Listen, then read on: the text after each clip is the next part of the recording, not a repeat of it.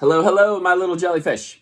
We are back again to The Wild Robot by Peter Brown. We are working on Chapter 6. Chapter 6? No.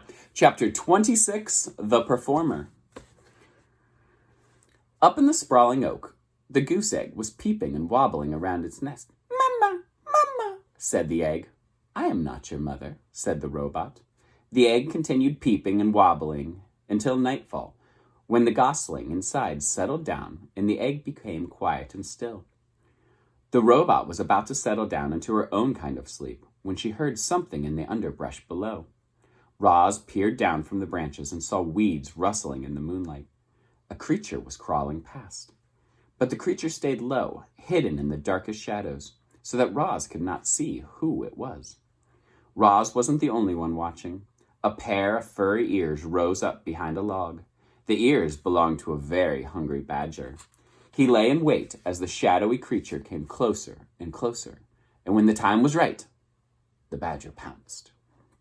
You might expect a creature under attack to run for her life, or to defend herself, or at least to scream. But when the badger pounced, the creature just rolled onto her back, stuck out her tongue, and died.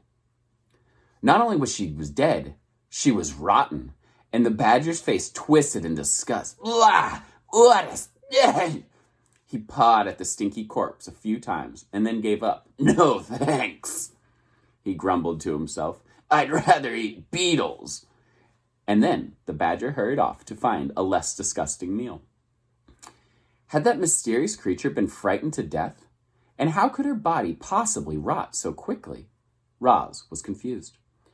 And the robot became considerably more confused an hour later, when the dead creature's ears began to flicker, her nose began to twitch, and she rolled onto her feet and went on her way as if nothing had happened.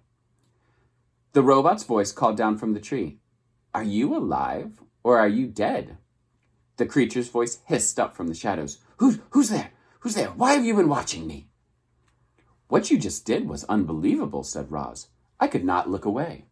Unbelievable? Really? The creature's voice seemed to be softening. I thought perhaps I overdid it when I stuck out my tongue. I was certain you were dead. Oh, what a lovely thing to say. Were you dead? Well, of course not. Nobody can actually come back from the dead. It was just an act. I was acting. I do not understand, said the robot. It is simple. I knew that if I played dead and really laid it on thick, that the old badger would be so disgusted he'd run off. And that's exactly what happened. We possums are natural performers, you know. So you are a possum. Roz's computer brain quickly retrieved any information it had on possums. You are a marsupial. You are nocturnal. You are known for mimicking the appearance and smell of dead animals when threatened. It's true. Death scenes are my specialty, said the possum. But I have a wide, dramatic range, believe me. I believe you, said Roz. Have you ever done any acting? Said the possum. I have not, said the robot.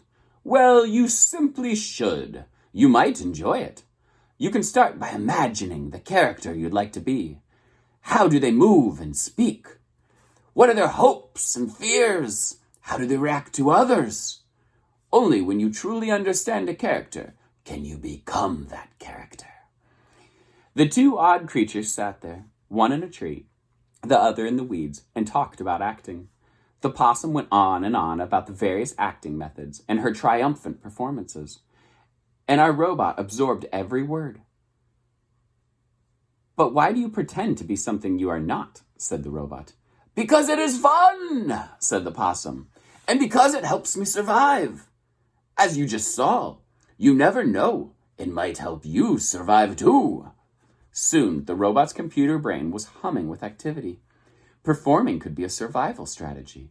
If the possum could pretend to be dead, the robot could pretend to be alive. She could act less robotic and more natural. And she could pretend to be friendly. She might make some friends. And that might help her live longer and better. Yes, this was an excellent plan. Roz wasted no time and spoke her next words in the friendliest voice she could muster. Madame Marsupial, It would be a great honor and an absolute privilege if you would kindly inform me your name. Roz's friendly demeanor needed some work, but it was a start. Yes, of course, said the possum. My name is Pinktail, and you are? Leaves gently shook as Roz climbed down from the tree. It is a very pleasant pleasure to make your acquaintance, my dear Pinktail. A moment later, the robot stepped into the moonlight. My name is Roz. Oh, my, the possum gasped. You're the monster. I am not a monster.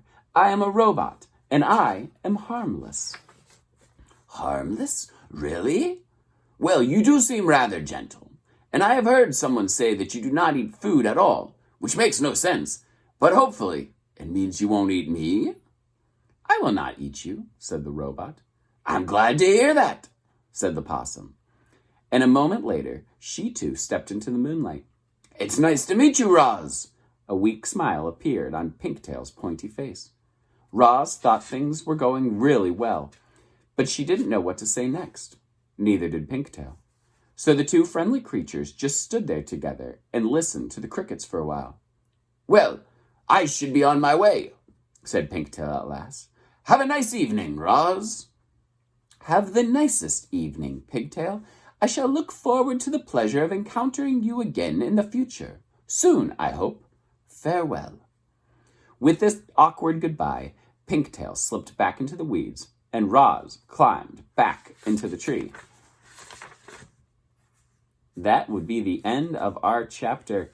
I like that chapter. Not only does it force me to act a little bit, but sometimes acting the part can help you out a little bit. I'll talk to you guys soon.